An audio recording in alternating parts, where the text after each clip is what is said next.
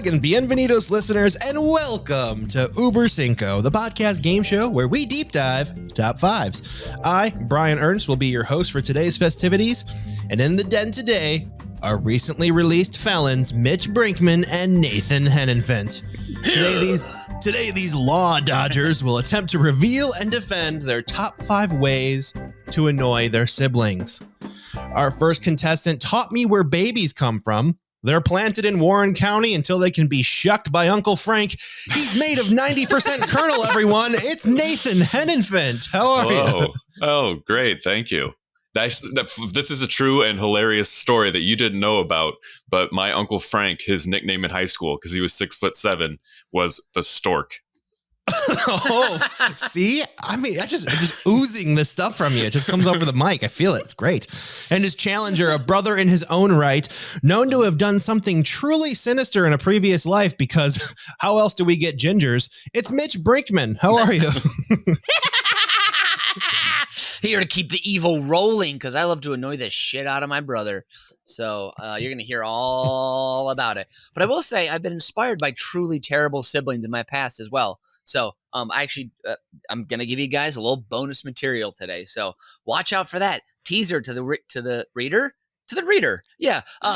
Teaser to the reader. I'm busy. If you hear the clacking, it's me transcribing this. I'm typing it out as we... You could have the text version on the website.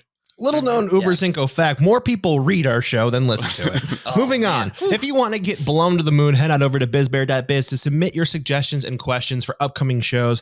And if you're new to the den, welcome. And let us wake you up with a quick rundown of the rules. Each player in the den has spent time with today's topic, arranging their top 5 answers in order of importance. Those answers have been submitted to the host, who will moderate the game, awarding points to the player with the most poignant answer. Starting with their number 5 choice, we'll move up the ranks until we reach each of their top answers.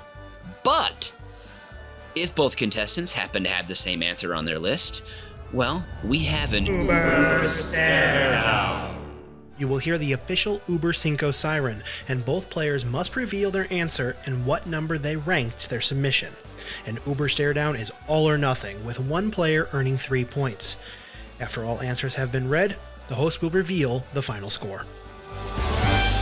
And as a reminder, don't forget to stick with us until the end of the show, where I, Brian Ernst, will give you my Fast 5 send-off, where I'll rattle off the definitive list of the top 5 worst ways to waste a 3-day weekend. Man, alliteration. And finally, as host, I'm entitled to institute a house rule for today's game. Bonus points to anyone who uses the grammatically accurate "my sibling and I." Points may be removed for me and my sibling, so buck up, nerds. All right, Mitch, you won the pre-show pantsing of a random stranger, revealing that guy you suspected of wearing AC/DC pajama pants under his jeans was in fact accurate. So you shall go first. Okay, sorry, we don't want, not too much, we don't want to pay for it. My number 5 is a great one, and it's not actually something I did, but something done to me that annoyed the crap out of me as a young man. And that is drawing fart clouds and other accoutrements onto your siblings' favorite magazines or newspaper pages. That's right. I read the newspaper every day as a kid. This is a very late 80s, early 90s thing. I don't think this is going to be around for much longer. Yes, the Brinkman family loved the daily paper. We always got it. I was the sports guy. The sports page was always left for me. Sports guy. And on those big sporting days, the one win that the Timberwolves got every full moon, because that's when we turned into wolves. Garnett would be on the front page, and then I'd go to take a potty. I'd come back, and then Andy's drawn a fart cloud off the side of Kevin Garnett. And maybe he's drawn in like one of his teeth, so it looks like he's missing a tooth or two. He gives him a black eye. Maybe he's smoking like a little cigarette or something, or maybe he gives him a dumb little hat. And it just pissed me off to no end, because like, you should have respect for Minnesota's first sportsman. You know, Kevin Garnett, he's the Prince of Minnesota. Give him the due respect. Do not draw fart clouds on him. He does not flatulate. He is a finely tuned machine. That led us to almost mediocre sports glory once or twice. Or even the worst part is not even a daily rag, but maybe your favorite Slam magazine, or maybe your GQ that comes to the house, or the old ESPN the magazine, the big format one. I'm flipping through those, and maybe I get to an article about how Peyton Manning can't wait for his younger brother to get to the NFL. Yes, I'm that old. Brian, you didn't laugh at that Peyton Manning is older than Eli Manning joke. Okay, never mind. I'll keep going. Sports ball. Yep. But then another one of my brother's tricks, he'd draw a shadow on their crotch area of their pants that made it look like they'd wet their pants, which is also hilarious. Maybe if he had his colored markers or his pens, he'd draw like, scars or bleeding wounds on them too. So I would often find my reading materials, specifically sports materials, defaced by my now professional artist brother. So, there's a give and a take to this. So maybe that all led to his current success. I don't want to think so, because it also led to a lot of sadness for me. But that's it for my number 5. Thank you. Slam magazines, those were precious material to me. I would have been outraged if somebody had drawn pee stains on Scottie Pippen's crotch on my Slam magazines. I reread those over and over again when we didn't have endless content on the internet. Yeah. Until this very moment, I thought Slam magazine was a euphemism. He would go under my mattress, pull them out, deface them. But no, I actually just found my 50th anniversary of what was it? Or it was the 50th issue of Slam with Michael Jordan on the front. So actually, Nathan, I have an old Michael Jordan poster in one of those Slam magazines. Might be coming your way. Who knows? We'll see. So nice. Yeah. He's just so excited. I know. I legitimately would like that. That would be a very nice thing. That's such a nice thing. Wow. I just rediscovered my cachet of them. I have like 45 of them now in my apartment here. So, oh wow, yeah, total blast from the past. So it's kind of fun to look at. No one cares about Slam magazine except for me and Nathan. I'm sorry, listeners. Please move on for me. I'm annoying myself. My God. Maybe after today it'll go back into publication. You never know. All right. Unless it's still being published, and I don't know. It is still being published. Yeah. It is my Lanza. Yeah. Well, you're saving it. Maybe some subscriptions will go up. Yeah. All right, Nathan. What do you have for your number 5? Number 5 is never let the one silly moment go. Just beat it to death forever. So my cousin Andrew, my sister Laurel, and I were, as we often did, spending a weekend at our grandparents' house. And it was the week after Laurel's birthday. Keep that in mind. This was after Laurel's birthday. Got it. And we were up in one of the upstairs bedrooms that was designated as our, the grandkids' playroom. It had the classic Pop-A-Shot basketball game. We got lots of hours out of that. Yeah. Oh my God. And but that was where we were hanging out, and we were playing something, and Andrew and I started to get into an argument, and it really escalated. And I don't know if we came to blows, but we were as mad at each other as we ever got as we were kids. And Laurel yelled out, she started crying and yelled out, "Stop! You're ruining my birthday!" And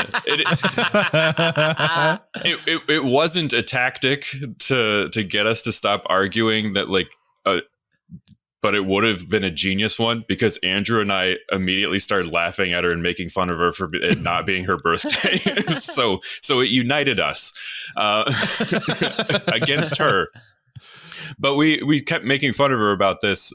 Then every year we get to use this. We get to ask if we're ruining her birthday or warn people not to ruin her birthday. And so it's at least a once a year thing, and often more. I brought it up I used it when I was the best man at Andrew's wedding. I definitely threw that story in there. So I've gotten a lot of mileage out of it. And then once I got my own podcast, I mentioned it on there. So it's just not going away, Laurel. I'm sorry, but you're never going to live that one down. When is Laurel's birthday? In February. In February, okay. Man. This is like her Sally Field moment. You like me. You really like me. We're just going to use it forever. Is Laurel the kind of sister where it's 2.5 weeks after her birthday, which is sometime in February, where she'll be like, "Let's go to Chili's for dinner," and then you go and she's like, "It's my birthday, I'm not paying," and you're like, "God damn it, Laurel, take out your wine, split." No, she's not a birthday month type. She's Okay. This was a phase she grew out of after age 8 or whatever the case was. I don't remember specifically how old we were when this happened, but pretty young. Wow. Is Valentine's Day the worst day to have a birthday in February? I think it is, right?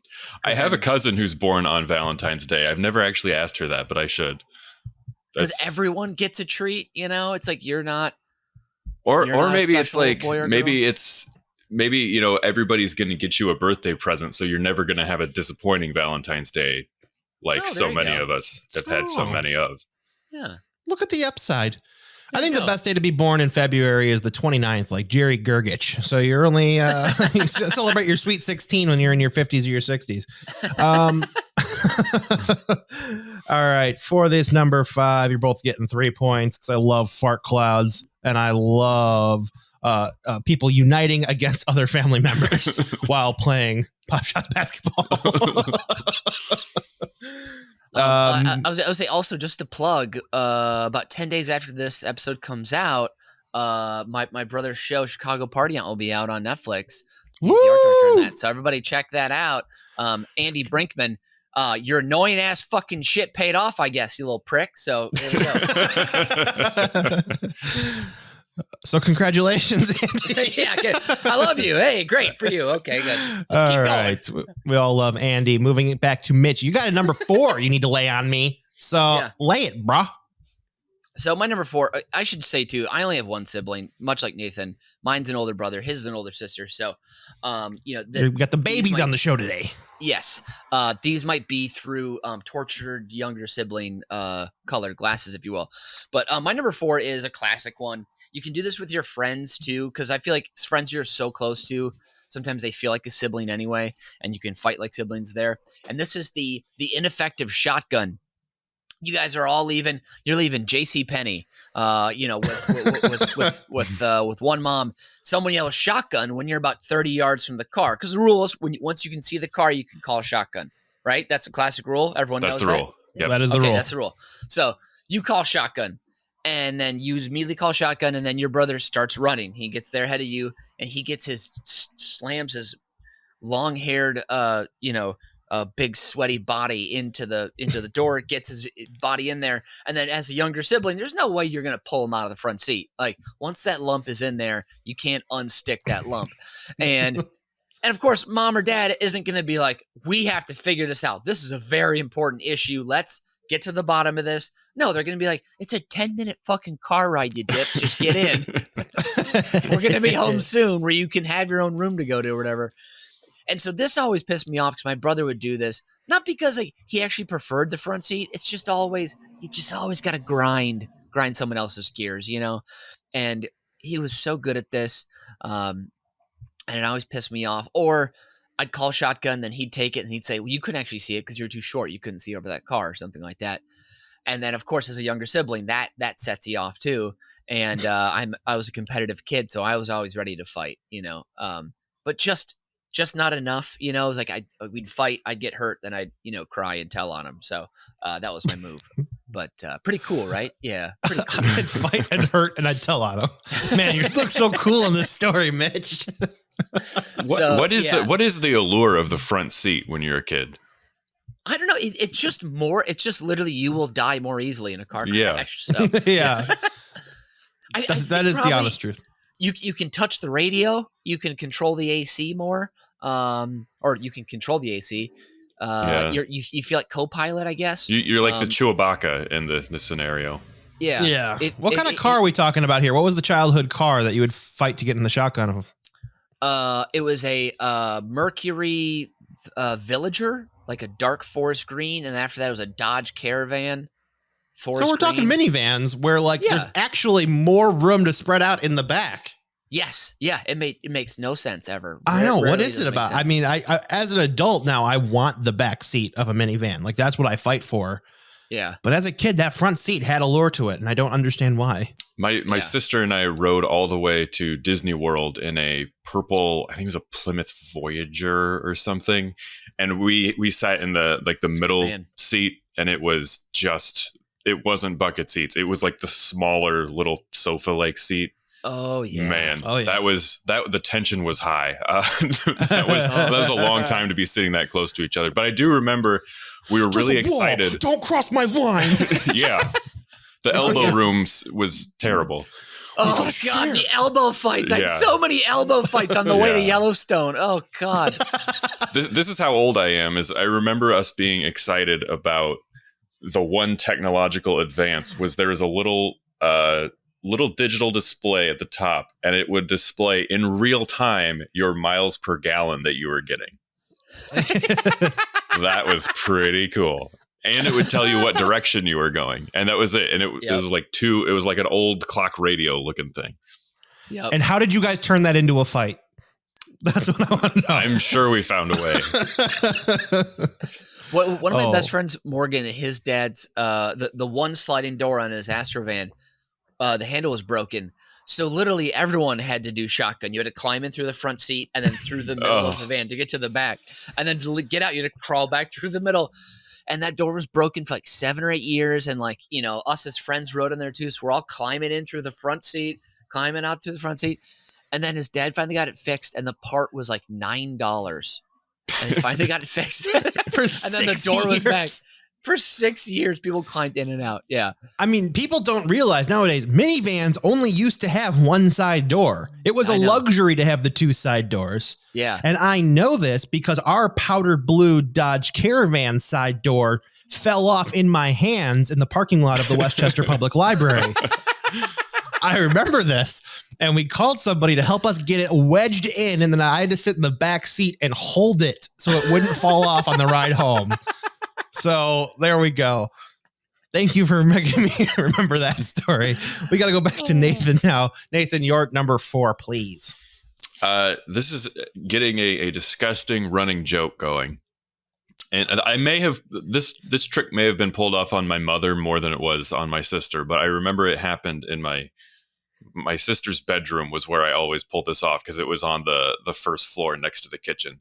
And we had a Cocker Spaniel who my parents had before either of us were born. So by the time we were kids, she was getting pretty old. She was losing some control of her digestive system. And my mom, I would ask for my mom to make brownies a lot. You might see where this is going. And so a little brownie you love rolled brownies. up. You love brownies. That's it. Rolled up in your hands with, like that. Yeah. Turns out to be just about the right size and coloration of an accident. And so I would put those in the Spaniel Duke is the phrase you're looking for. Spaniel Yep, Duke. continue.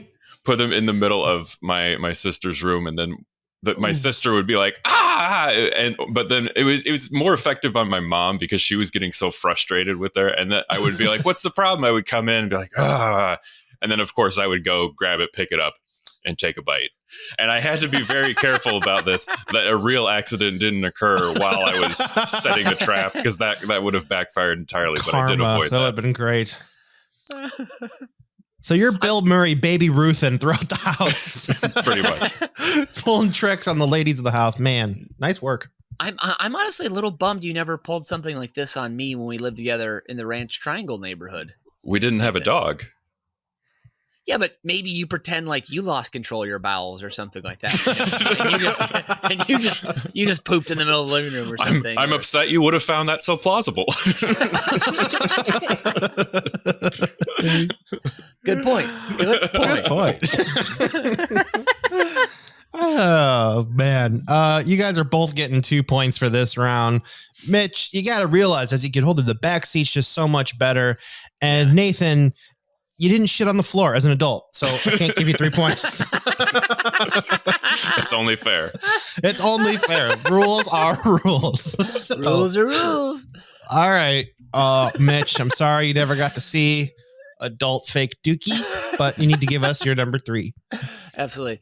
Mine's another scatological one here. My number 3 is if you really want to annoy your sibling, and this is just like not just momentary, but this is something that they have to deal with as well, and it won't be necessarily a short time to deal with it, is you pee on them when you're sleeping. What? When I was a young kid, I had a terrible bedwetting problem. And when I was very young, my brother and I shared a bed. And so he'd be sleeping next to me, and like, sometimes I'd just wet the bed, and he would be collateral damage, or maybe we're on a camping trip and we're sharing the same air mattress. Collateral damage again. You know what? Oh I'm my sorry, but there God. are bears out there, and I'm too scared to get up and go out in the dark of night and empty my bladder. I'm very sorry. Maybe we're at Why grandma's house. camping is bad. Okay, continue. It can be magical, when you're older and you know that there aren't bears everywhere. But when you're young, it's just a whole team of bears waiting to eat you behind every tree. I am a grown ass adult and I think bears are everywhere. So some of us, it doesn't go away, Mitch. Might I recommend a Chicago Park District bear education course? They've got great offerings coming up here in fall.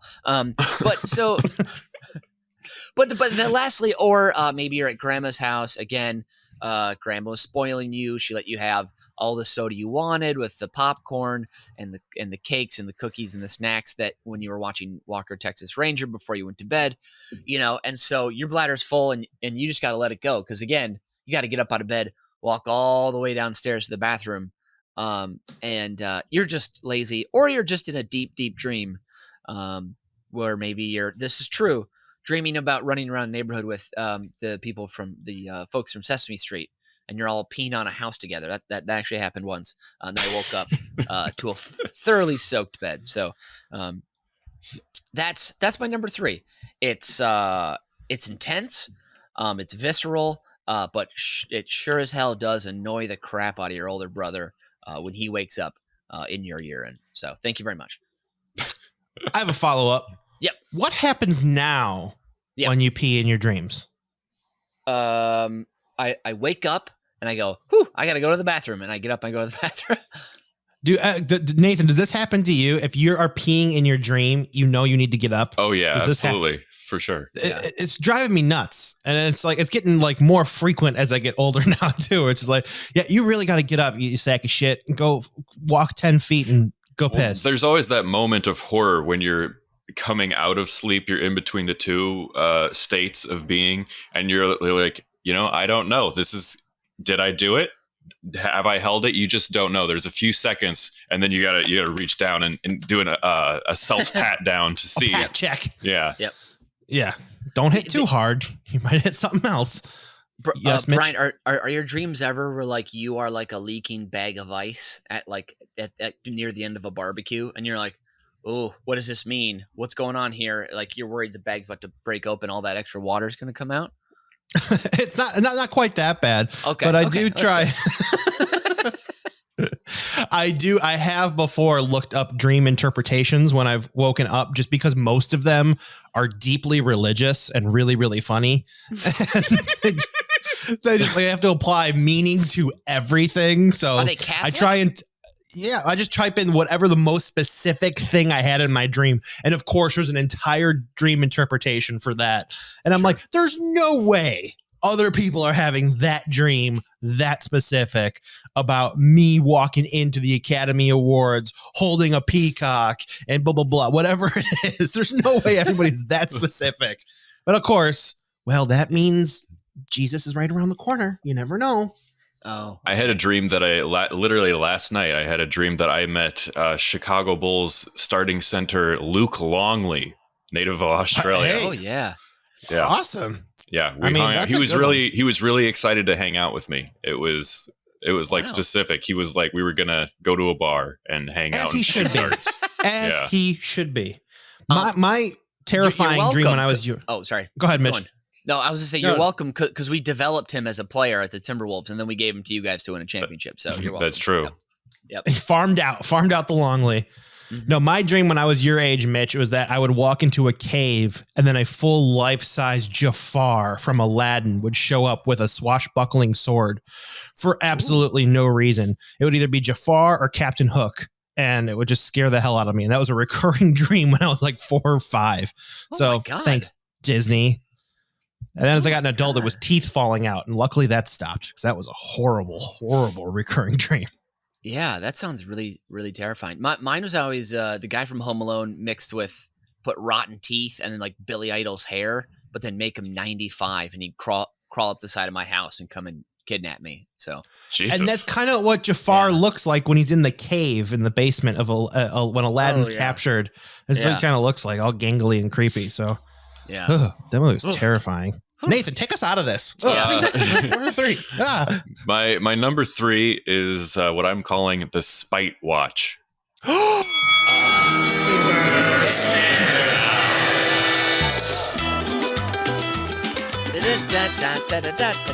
Yes, that's right, folks. It's time for a stare down. All right, Mitch, I believe this goes up against your number 1. What did you have for your number 1?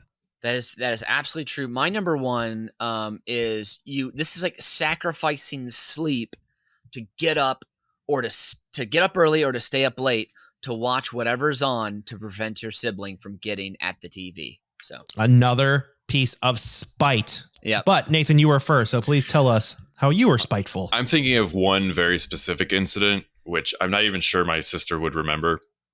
But I'm sure we had a lot of these things because we had the one TV. And my sister and I did love to watch a lot of TV when we were kids, probably more than we should have. My mom did her best to try and keep us away, but we were pretty resilient. So there was the one incident I remember was we were both home sick. And I woke up that morning and I don't know why I was frustrated with her from the day before, or maybe something happened at breakfast, but I was in a mood. I was ready to put up a fight. And my mom had The Price is Right on TV in the living room after we finished up breakfast. And I came in and was watching it. And then I was watching it with her, and my sister came in and she wanted to switch over to watch Legends of the Hidden Temple on Nickelodeon. Good choice. And I was like, no, I was watching this. I am heavily invested in The Price is Right now. I got to get to the Showcase Showdown. But the thing is, I hate The Price is Right. I don't like that show, and I didn't like it at the time. And I was just ready to die on this hill. I was going to sit through some games of Plinko. I was going to see some advertisements for a coffee maker, knowing full well I would never have a drop of coffee in my entire life. And I remember just sitting there being like, oh, I can't let her win. But I really wonder what Olmec is making the Blue Barracudas do right now. It was just like, yeah. And so finally I relented and we switched over to the much superior for 8-year-olds Legends of the Hidden Temple, which, by the way, looking back on it, that show, like, totally racist portrayals of ancient civilizations, probably, right? I mean, I haven't seen an episode in years. So was Indiana Jones, but we don't care. It's good stuff. Just bury down what happened in the past and never revisit it. That's how we move forward. All right. Well, I did love Legends of the Hidden Temple, and my sister won that battle. But I tried to sit through a whole episode of The Price is Right, but I just couldn't do it. Well, kudos for you for trying. That is a bad hill to try and die on. Mitch, you got some work here to try and defend something better than The Price is Right. What would you try to watch to keep your brother from watching? Well, I would play video games would be one thing to keep him off the TV. Or I would system, what game? What are you playing at this time in your life? This would have been PlayStation 2. NCAA football 99. Just hours and hours and hours of running the same 4 plays, maybe. This is how I know you were cooler than me. I was playing an N64 still at this time, and I was playing NHL Blades of Steel 99. So I didn't even have a PS2 yet. So wow. Well, we had that things as well. Must have been real great up north. Well, we had N64, we had Sega, we had PS2, regular PlayStation. We had it all, but rub it in, right? Yeah, it was great. Or I would just watch Sports Center over and over and over and over again. Back in those days, ESPN, they didn't have all these talking head shows. They just played Sports Center from 7 a.m. to noon. That's all they played. Just 5 reruns of Sports Center, and I could rewatch that thing all day long just to piss my brother off. But then when he'd get wise, he'd wake up early and get to the TV first and then watch from 7 to noon. But he would watch anything. Like he didn't have any set show. He'd do a little MTV, maybe he'd put on The Price is Right, which I was fine with because I enjoyed The Price is Right. I loved nothing more than to watch leathery old Bob Barker with his little microphone talk about Orajel and Lipton iced tea. Is it $2.99 or $3.99? And then they'd be like, I don't know. Let's talk to the crowd. And then $3.99, and then whatever. Yeah, but such a silly show, but endlessly enjoyable. Always wanted to go on one of those big vacations where you go to London, England, and then like in the small print it's like 2 days, 3 nights, and you're staying at a hotel that's like 40 minutes from city center probably. And people don't take the prizes on those usually because you have to pay taxes on them. Yeah. So a lot of the stuff, just goes ungifted, or because there are people who are obsessed with The Price is Right. Getting a brand new Broy Hill dining set ruins their financial standing because the taxes are so high they can't afford it.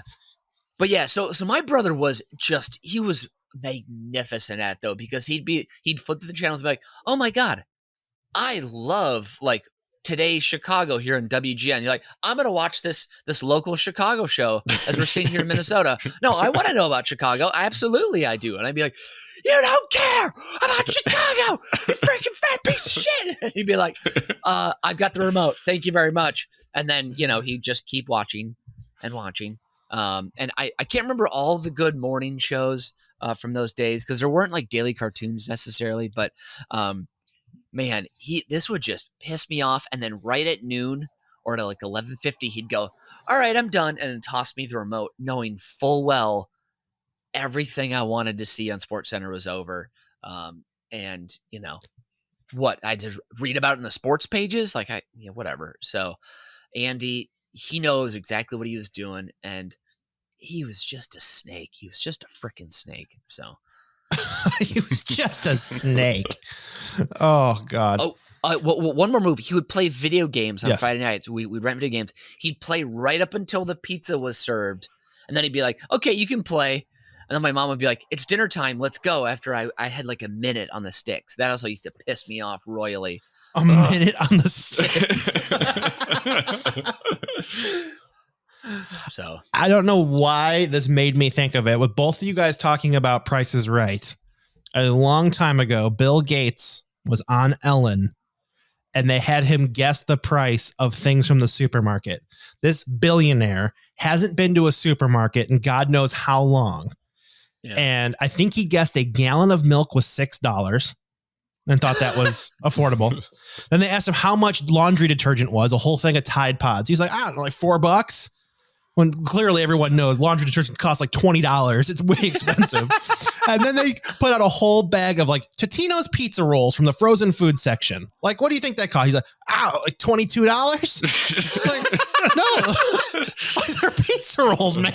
It's $9. What? You have no idea what anything costs, you piece of shit. Oh my God.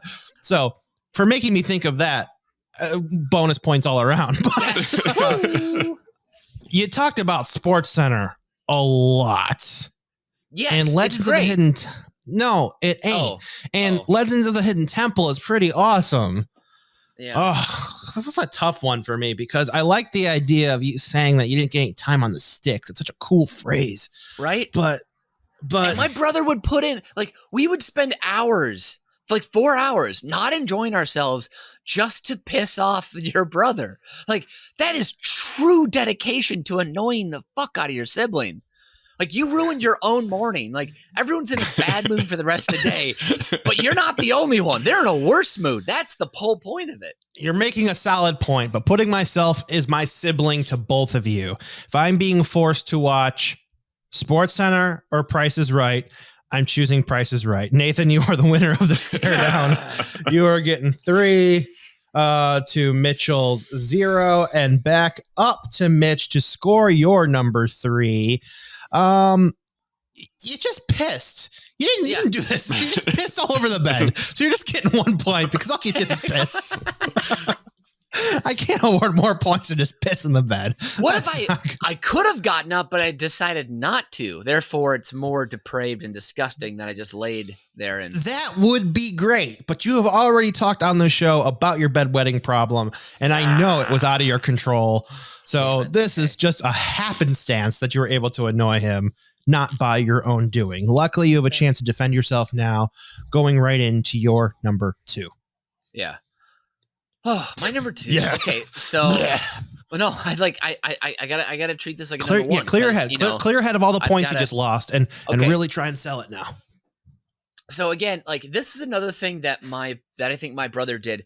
Clearly, I was a very good sibling, and my brother was really the jerk. I think is kind of what this theme is today. It seems like, and because my number 2 is you fake a terrible habit to then have something to overcome and beat, if you will, and then your parents promise a prize for overcoming your stupid calamity. So something that long comes to con. mind. Here we go. Yeah, true long con. I love a long con. Something that comes to mind is like sucking your thumb. Andy one day decided, I'm going to suck my thumb. Probably because he probably doesn't wash his hands enough, so there's probably like leftover like peanut butter and fruit roll up and salt and shit on or whatever. Gross ass dude. But so all of a sudden one day he figures out, maybe I don't need to shove my thumb in my throat anymore. And parents go, wow, you're such an adult big boy. We're gonna get you a Sega Genesis. And it blew my mind. I was like, how is this? Honestly, mom and dad, one of the worst moves ever as parents. Like, that's a simple thing. You just beat and you say, hey, you don't have red marks on your thumb anymore, you little dolt. Go back to school. You know what I got when I finally stopped wetting the bed? My life back. Nothing else, okay? I just got a little more confidence, and that was it. I didn't get a PlayStation. I didn't get a pony. I didn't get a new Kevin Garnett jersey. I didn't get a cowboy cut steak hot and sizzling on my plate. I got nothing. All I got to do was just not have to wash my bed again every morning. So you didn't even get fresh linens? No. Well, I may have got some new linens. You're right. All right. That's fair. But the rubber sheet below didn't come off right away. But okay. But smart. Back to the it's faking still there. Of bad habits. Hey. Chewing your nails could be one. Picking your nose too much could be one. What else? Picking your butt could be one. I feel like kids like to do that. Using Slam magazine in public. Yeah, all these things that you just got to get rid of. But yeah, and then your parents are like, oh, wow, good job. Fandy or whatever, stupid Andy. You stopped farting as much. Like, here, have a brand new baseball bat and have a brand new set of paintbrushes. And it just pissed me off to no end. And I couldn't believe it because I could tell my brother, he like would smile at me, like wink, be like, haha, and just play it up, and just, again, he was a freaking snake. He was a freaking snake in soft white skin. So, all right, that's it. Mitch, our time is up. I don't hold any grudges. I don't hold any grudges whatsoever. We'll see you back on the couch next week. Nathan, take us away with your number 2. Mine is setting them up to get into trouble, provoking them into violence. Wow, here we go. I may have told this one several episodes back, but this is what I'm so proud of. It was one of my long cons. It was just over the course of a day where I just decided today was the day Laurel was getting in trouble, because Laurel was an exceptionally well-behaved child, but I had to throw her for one. Like, I had been getting in trouble a lot in the week leading up to this, and I thought, it was time to turn the tables. Like, one of my parents had said, like, you need to follow your sister's example. And I was like, oh, well, I'll have her set an example. And so I had done a few things that I started small. Like, one thing she hated was when I would go in and rearrange things in her room, because it just drove her insane. And so I kept doing it like throughout the day, and it was just irking her more and more. And then every little moment I could get into an argument with her, I would do so. Eventually, I I hate to admit it, but I throw my hands up. I think I did resort to physical aggression at some point. But I had recently got a camera, one of those, with film that you could take 24 pictures. So the pressure's really on to get this right. But I finally got her so mad. She had a notebook in her hand and she started chasing me around the house. And she was going to hit me with this notebook. And I ran into her bedroom in the downstairs. And in one of the great athletic moves of my entire career, I dove Superman style onto the bed, turned in midair, got the camera up, and I only had the one shot to get it right, and then snap. And then she hit me and got in trouble. And I had this, and I couldn't wait. I went outside immediately and just started taking pictures of random whatever. So next time my mom was heading to the pharmacy, she would develop the film. So we got all the way to the end. The film comes back. First picture off the press is just perfect. My sister's right in the center of the frame with her teeth bared like a wild rabid dog, and this notebook raised over her arm, just ready to come down. I still have the picture somewhere. And then it was just 23 pictures of like just garbage. Like, oh, here's a picture of a bucket that's tipped over. And those all went straight to the trash. I love this so much. I'm gonna I guess- did too, but you only found a bucket. You couldn't find- I was just trying to get through I was just trying to get to the end of the roll. It was kudos, man. I needed to see that. This was as close to, a like turnaround that we have now is like, oh, you can instantly see it. I was like, I need this back as quickly as possible. 24-hour photo in those days was a big deal. Fair. Oh yeah. What was you and your sister? I'm guessing were exact opposites in that she was incredibly organized with her room and you were not. Is that true? That is 100% true. Okay. and still is. Would she ever annoy you and she'd go in and organize your room and you'd be like, no, I know where things are. I wish she would have. That would have been amazing.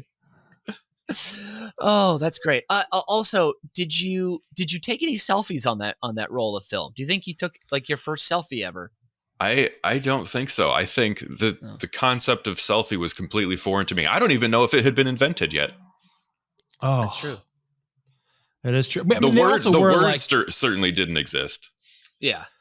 There were also like 24 to 35 millimeter lenses in there. So even at an arm's length, it was an extreme close up at that point. I remember getting all of the disposable cameras developed for my 8th grade trip to Washington, D.C. But it was on the bus that we discovered that if you just hit the camera hard enough on your hand, it just triggers the flash. So if you just whack it on your hand, so everybody in the back of the bus is just flashing everybody, but the lame way. But when you got it developed, you realize that when you were hitting that, sometimes it knocked the shutter open too. And you got these weird double exposures. So I remember getting these all developed, and I had this picture of the Hope Diamond that also had a shadow of like my friend Kevin, like from the back of the bus. So it's like some of these photos I'm showing my parents, like, look, I saw this thing. It's just weird shadows of my friends just laid on top of this. Man, the 90s are awesome. All right. Oh, crap. So I got to score this, don't I? I think I'm going to give 3 points all around. 1, the fact that you got evidence, Nathan, of your shot. And 2, that Mitch, there's long cons in here. I'm a big fan of that. So that's 3 points all around. Mitch, you unfortunately lost the stare down for your number 1. So we have to return to Nathan for his number 1. Best way to annoy your sibling. What do you have for us, sir? It's the ultimate one. It is be younger than them. Be the baby in the family. It helps. It is just the gift that keeps on giving. You are at the beginning, you are the favorite, and you're seen as being needing more affection and attention and adoration. And you get to, my sister did sort of consider herself my third parent, which was annoying. She thought she could order me around from time to time and tell me what was what. And we haven't established the age difference. How many years age difference? She is 3 years older than me. 3 years. Okay. Well, like 2.5. which, a half a year is a big difference when you're like, just for the audience to know on this, how old she is bossing you around. Yeah. So we've got about 2.5 to 3 years. Yeah. All right. And so that aside, you can always, throughout your life, you can always make jokes about how she's my much, much older sister, even though it is a small gap now. But, she's, my old sister. I also mentioned that in my best man speech at Andrew's wedding. As you get older, that sort of third parent mentality starts to become really valuable. You have an older sister who's protective of you, and these dynamics don't change well into adulthood. My parents still see me as the baby of the family, and my sister still feels the need to look after me, which was pretty amazing. And then it's going to pay off even more because my parents will always see my sister as the more responsible and mature one. So when it comes time for them to be more needy as their golden years approach, there's a saying I have. I like to repeat this over and over. She's a lawyer. Yeah. I will never, like, my parents will never have to go to the nursing home because they will always have a room at Laurel's house. And if they could take their pick, they would absolutely choose Laurel for many reasons. But I get to ride this thing out to the end of our days. Laurel has to be responsible for everything. She's always had to be the more responsible one. And she's getting old. She's getting up there. She's, I'm still in the prime of my life, and she's, she got on the other side of the hill many, many years ago. Even though the math doesn't check out there, that's how I'm saying it worked. So this is number one way to annoy your sibling is just be younger. Yeah, no wonder your parents don't want to live with you. There's no room on the wall for their artwork. There's no knives to cut their food. There's no milk. God damn it. Why would they want to live there? All right. All right. Wow. Nathan, I am going to give you 2 points for this round. I had a real good reason why, and it was that younger siblings suck. I have one, and they make my life miserable. So you can't get 3 points. You're only getting 2. Brian, which brings us to a total. Yes, sir. What's your most memorable thing from childhood where Allison just got it all and you just had to sit there and watch her and you got nothing? So she is 5 years younger than me. What 4.5. Snot-nosed little brat. Oh, sorry. So that sucks. But it got to a point like you could fight and wrestle to a certain point. But then it got to a point where I was much bigger than she was, so that I couldn't really fight back. So it's like, you just got to take the hits at a certain point. Yeah. But when she started getting to the point where she started gaining some mass, she would be able to get on my back and pin me down. And I'm like, I'm not going to fight. I can't hit her. I can't do anything. I got to sit there. But one day she took the back of my hair and she started slamming my head in the floor. And I'm like, Mom, Dad, you're not going to stop this? What? I can't do anything. I hit her. I'm in trouble. I can't fight back. Do something. Put her in a cage. Anything. So that's the worst part. Is it gets to a point where you can't fight back because you got to be the bigger man, literally and metaphorically. My brother started early. When I was a baby, I would be in the crib or the carrier in the living room or something, and my mom would be making dinner, and she'd hear a thump, and she'd come out. And my brother would have pulled me out of the crib or the carrier and just let my head hit the ground. He was like, "There you go, yeah."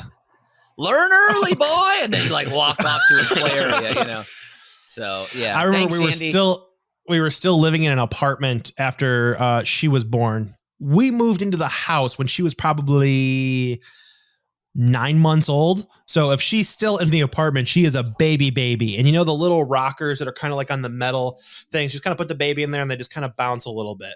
Yeah, I was on my parents' bed alone with her. I'm 4 or 5. And I'm bouncing this thing so much that it does a full 360 on the bed. Her face hits the comforter and then it rotates again. And she's giggling and laughing. But my mom comes around the corner and sees it. She's like, "What the hell are you doing?"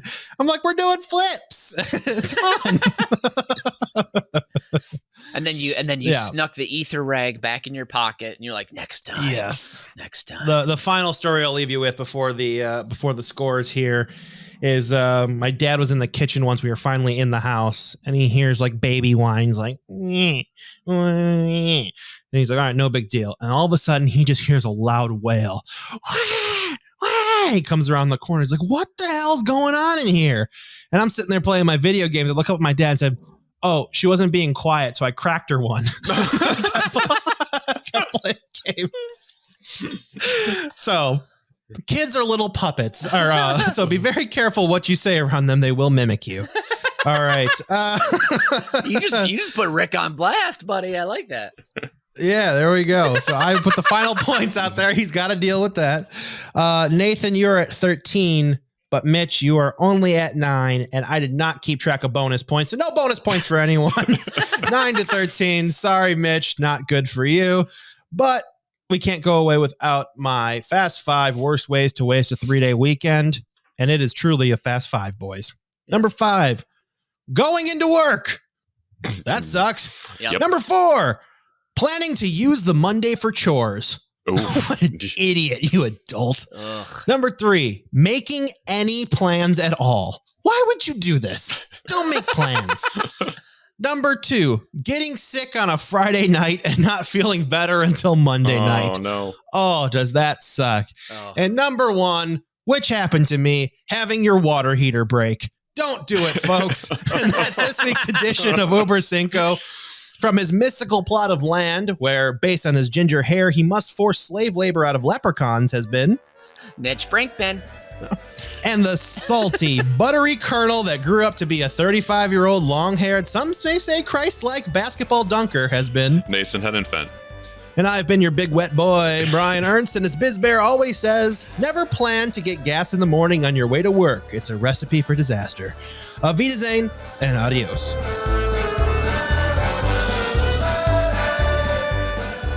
You've just listened to Über Cinco, a production of UBK Studios. Subscribe to the show on Apple Podcasts, Spotify, Stitcher, or wherever you get your fine podcasts from. If you like what you hear and want to support the show, please visit our Patreon site at patreon.com/UBK Studios. Every little bit helps us keep the lights on and the bill collectors at bay. Keep tabs on us on all the social media at UBK Studios, and most importantly, subscribe to our YouTube channel so you can see that we really are just a bunch of good Midwestern boys.